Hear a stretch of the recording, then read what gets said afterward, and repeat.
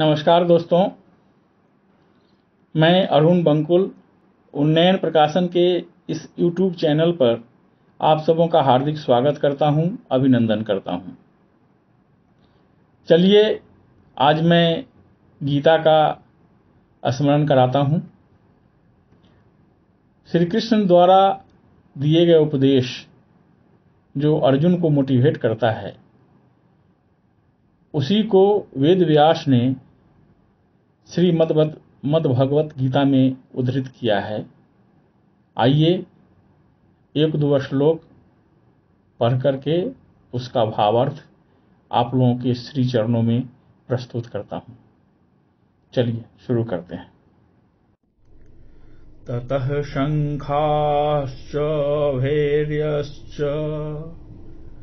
पणवानक गोमुखाः सहसा ये बभ्यन्त्यन्त सह शब्द तुमुलः अभवत्। तत्पश्चात शंख, नगारे, बिगुल, तुरही तथा सिंह सहसा एक साथ बज उठे।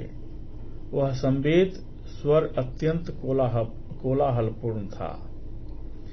ततः स्वतैः हयैः युक्ते महती स्यन्दने स्थितौ माधवः पाण्डवः च एव दिव्यौ शंखौ प्रदग्मतु। दूसरी ओर से श्वेत घोड़ों द्वारा खींचे जाने वाले विशाल रथ पर आसीन कृष्ण तथा अर्जुन ने अपने अपने दिव्य शंख बजाए। तात्पर्य यह, भीष्म देव द्वारा बजाए गए शंख की तुलना में कृष्ण तथा अर्जुन के शंखों को दिव्य कहा गया है। दिव्य शंखों के नाद से यह सूचित हो रहा था कि दूसरे पक्ष की विजय की कोई आशा न थी, क्योंकि कृष्ण पांडवों के पक्ष में थे। जयस्तु पांडुपुत्राणाम येषाम पक्षे जनार्दनः। जय सदा पांडु के पुत्र जयसों की होती है, क्योंकि भगवान कृष्ण उनके साथ हैं। और जहां जहां भगवान विद्यमान हैं, वहीं वहीं लक्ष्मी भी रहती हैं, क्योंकि वे अपने पति के बिना नहीं रह सकती। अतः जैसा कि विष्णु या भगवान कृष्ण के शंख द्वारा उत्पन्न दिव्य ध्वनि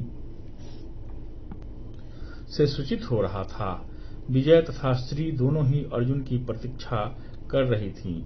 इसके अतिरिक्त जिस रथ में दोनों मित्र आसीन थे, वह अर्जुन को अग्नि देवता द्वारा प्रदत्त था, और इससे सूचित हो रहा था कि तीनों लोकों में जहां कहीं भी यह जाएगा, वहां विजय निश्चित है।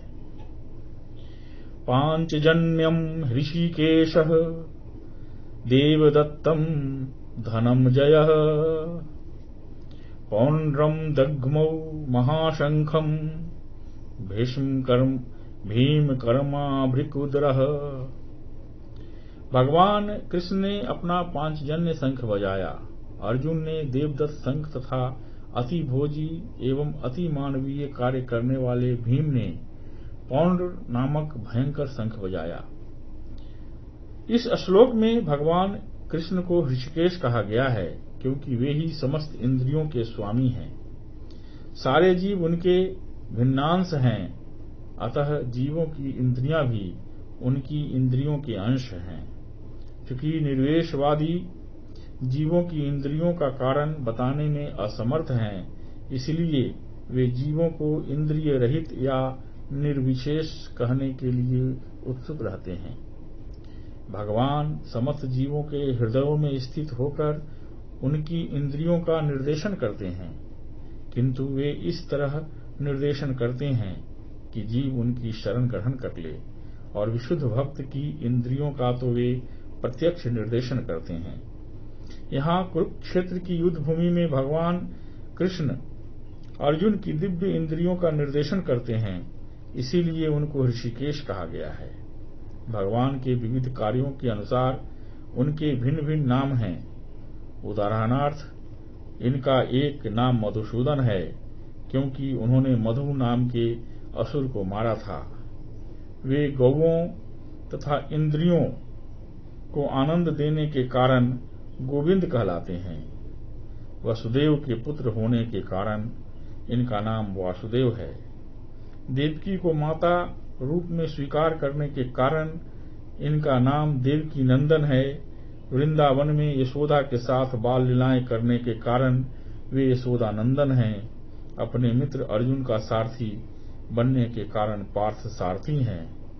इसी कारण उनका एक नाम ऋषिकेश है, क्योंकि उन्होंने कुरुक्षेत्र के युद्ध स्थल में अर्जुन का निर्देशन किया। इस श्लोक में अर्जुन को धनंजय कहा गया है, क्योंकि जब इनके बड़े भाई को विभिन्न यज्ञ संपन्न करने के लिए धन की आवश्यकता हुई थी, तो उसे प्राप्त करने में इन्होंने सहायता की थी। इस प्रकार भीम वृकोदर कहलाते हैं, क्योंकि जैसे वे अधिक खाते हैं, उसी प्रकार वे अति मानवीय कार्य करने वाले हैं। जैसे हिडिंबासुर का वध। अतः पांडवों के पक्ष में श्री कृष्ण इत्यादि विभिन्न व्यक्तियों द्वारा विशेष प्रकार के शंखों का बजाया जाना युद्ध करने वाले सैनिकों के लिए अत्यंत प्रेरणाप्रद था। विपक्ष में ऐसा कुछ न था। न तो परम निर्देशक भगवान कृष्ण थे, न ही भाग्य की देवी श्री थीं। अतः युद्ध में उनकी पराजय पूर्व निश्चित थी। शंखों की ध्वनि मानो यही संदेश दे रही थी। दोस्तों, आज के लिए बस इतना ही। कल फिर मिलेंगे।